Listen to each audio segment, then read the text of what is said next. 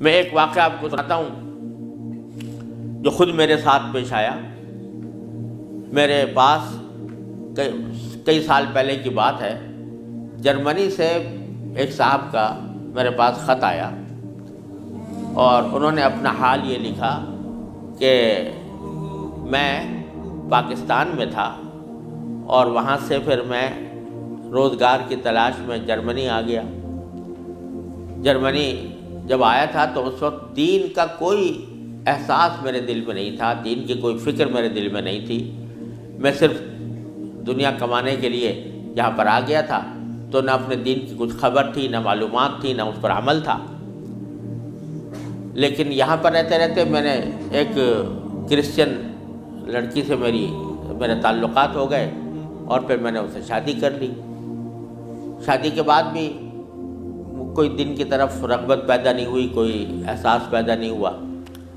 لیکن جب اولاد ہو گئی اور اولاد ذرا نشو و نما پانے لگی، ذرا سی وہ سمجھدار ہونے لگی،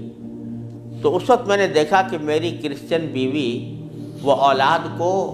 کرسچینٹی پڑھا رہی ہے اور کرسچینٹی کی تعلیم دے رہی ہے.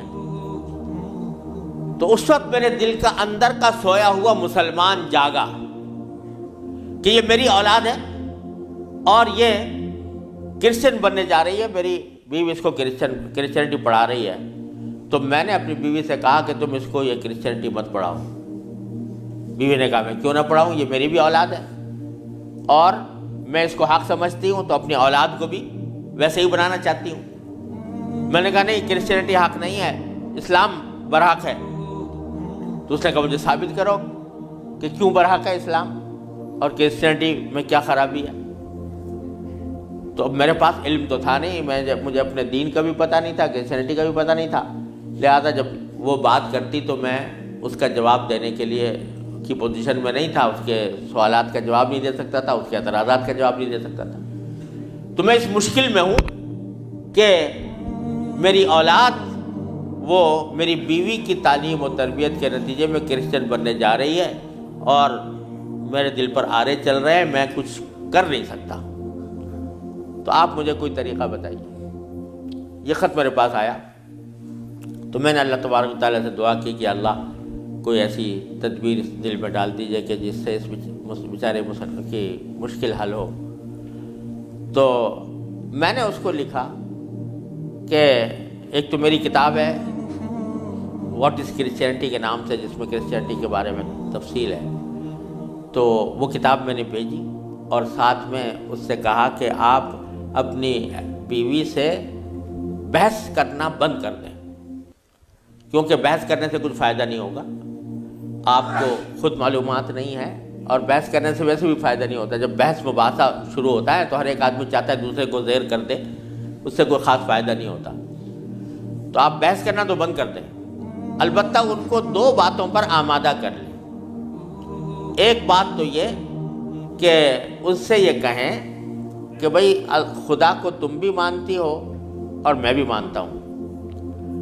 اور یہ بھی مانتی ہو کہ خدا سے دعا کی جاتی ہے. تو آؤ ہم دونوں بیٹھ کر یہ دعا کریں، اکٹھے بیٹھ کر یہ دعا کریں کہ یا اللہ اگر اسلام برحق ہے تو ہمارا سینہ اسلام کے لیے کھول دیجئے، اس پر عمل کی توفیق عطا فرمائیے. اور اگر کرسچینٹی برحق ہے تو پھر کرسچینٹی کے اوپر ہمارا دل کو مطمئن کر دیجئے. دونوں مل کے یہ دعا کیا کریں. ایک تو اس بات پر اس کو آمادہ کریں، دوسرے اس بات پر آمادہ کریں میں کتاب بھیج رہا ہوں کہ وہ کتاب کا مطالعہ کر لیں. میں نے یہ لکھ تو دیا، اللہ تعالیٰ سے دعا بھی کی کہ اللہ میں نے لکھ تو دیا ہے، اس کو مؤثر و مفید بنا دیجئے. کچھ عرصے کے بعد اس ساتھی کا خط آیا. اس نے لکھا کہ الحمدللہ میری بیوی نے آپ کی دونوں باتیں تو مان لی ہیں اور کہا کہ یہ دعا بھی کروں گی اور یہ کتاب بھی پڑھوں گی، لیکن ابھی کوئی فرق نہیں آیا، معاملہ جوں کا توں ہے. تو میں نے پھر ان کو خط لکھا کہ آپ گھبرائیں نہیں اور اس عمل کو جاری رکھیں، دعا کرتے رہیں، تو گھبرائیں نہیں.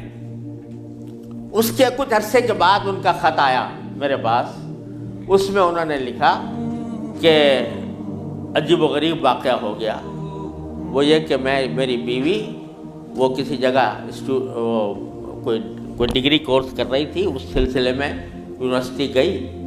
اور یونیورسٹی سے واپس آتے ہوئے ہم دونوں واپس آ رہے تھے، وہ گاڑی ڈرائیو کر رہی تھی، میں اس کے برابر میں بیٹھا ہوا تھا، تو اچانک اس نے گاڑی ایک جگہ روک کر اور اس نے اپنا سر اسٹیئرنگ کے اوپر جھکا لیا اور بے تحاشا رونے لگی۔ میں سمجھا کہ خدا نہ کرے اس کے اوپر کوئی دل کا دورہ پڑا ہے یا کوئی تکلیف ہوئی ہے، تو میں پریشان ہوا۔ میں نے پوچھا کیا بات ہے، تو روتے روتے اس سے بولا نہیں جا رہا تھا۔ بمشکل جب میں نے بار بار پوچھا تو اس نے ایک جملہ کہا کہ میں اور کوئی تکلیف نہیں ہے، بس مجھے تم مسلمان بنا دو، اسلام میں قبول کرنا چاہتی ہوں۔ کہتے مجھے اپنے کانوں پر اعتبار نہیں آیا کہ یہ وہی عورت ہے کہ جو اتنی شدت کے ساتھ مجھ سے بحث کیا کرتی تھی، اور اب یہ کری کہ میں نے کیا کہا، تو بار بار میں نے اس سے پوچھا تو اس نے کہا کہ نہیں، میں سچ کہہ رہی ہوں کہ مجھے مسلمان ہونا ہے، تو مجھے کہیں لے جا کر مجھے مسلمان بناؤ۔ میں پھر اس کو فوراً اسلامی سینٹر میں لے گیا، وہاں جا کے اس نے کلمہ شہادت پڑھا، مسلمان ہوئی، اور اس نے خط میں لکھا تھا کہ یہ اتفاق سے یہ دن رمضان کا تھا، اور آج پہلا موقع ہے کہ ہم دونوں نے سحری میں اٹھ کر ہم دونوں نے اکٹھا روزہ رکھا ہے، اور آپ کو خط لکھ رہے ہیں، اور دوسرا خط میری بیوی کی طرف سے ہے۔ تو دوسرا خط اس کے ساتھ تھا اس کی بیوی کی طرف سے، اور اس نے مجھے لکھا تھا کہ میں آپ کا شکریہ ادا کرتی ہوں کہ آپ نے مجھے ایک ایسا طریقہ بتایا جس کے ذریعے اللہ تبارک و تعالیٰ نے مجھے ہدایت عطا فرمائی۔ تو یہ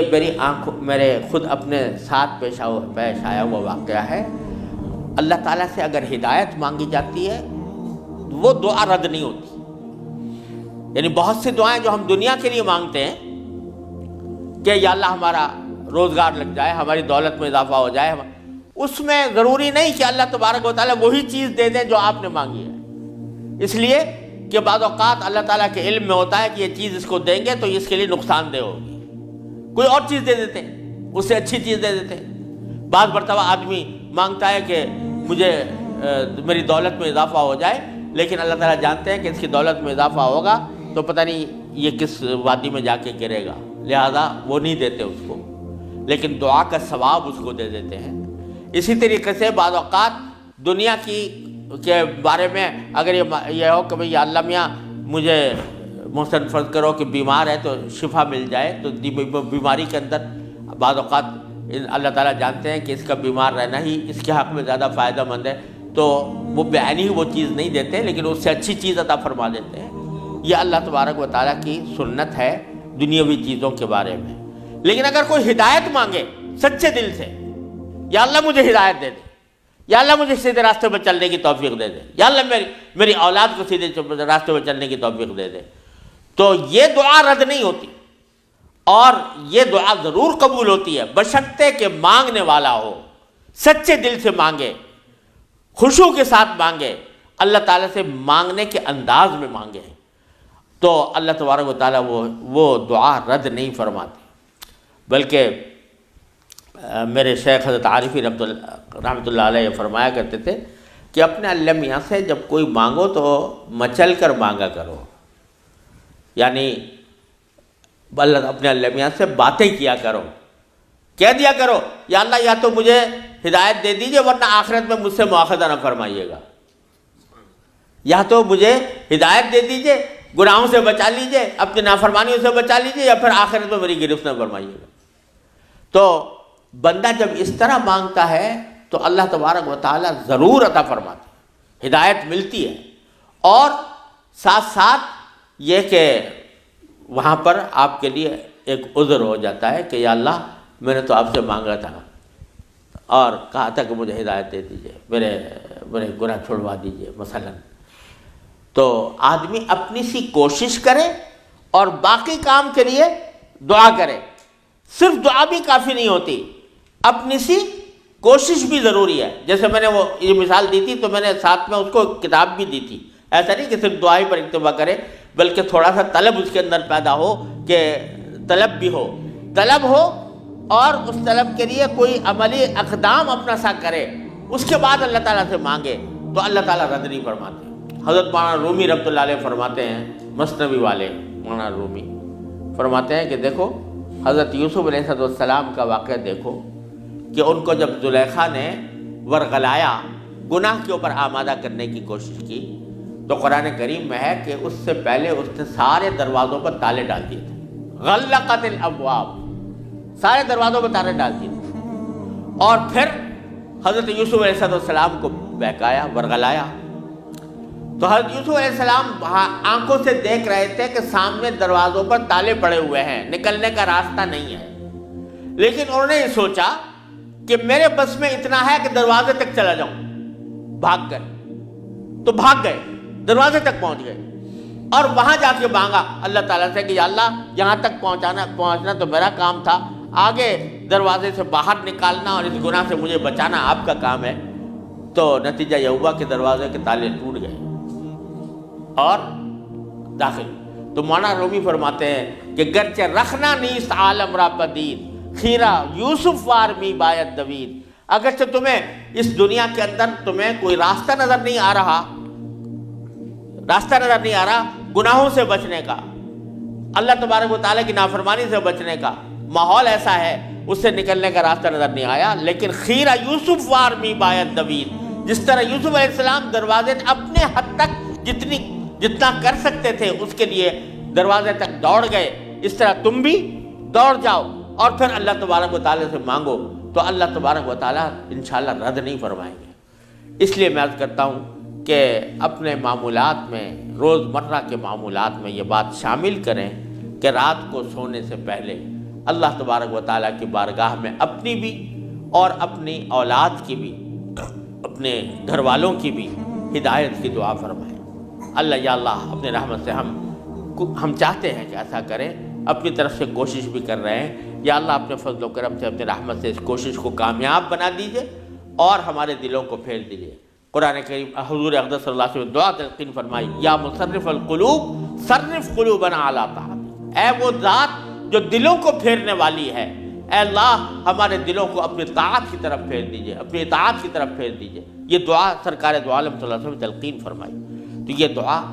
ہر روز بندہ مانگے اللہ تبارک و تعالیٰ سے، انشاءاللہ رد نہیں ہوگی، انشاءاللہ ضرور کامیابی ہوگی۔ اپنی طرف سے کوشش جاری رہے اور ساتھ ساتھ اللہ تعالیٰ سے مانگتے رہیں، انشاءاللہ یہ